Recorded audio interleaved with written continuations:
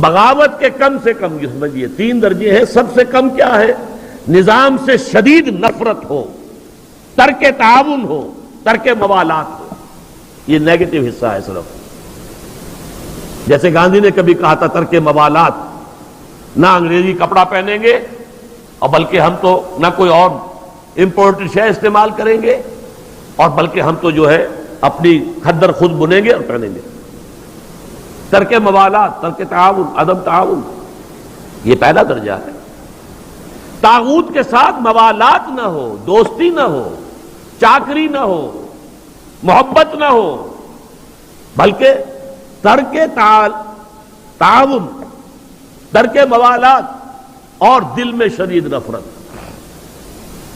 اگلا مرحلہ کیا ہے؟ طاغوت کے خلاف زبان سے جہاد کرنا. یہ کام غلط ہے.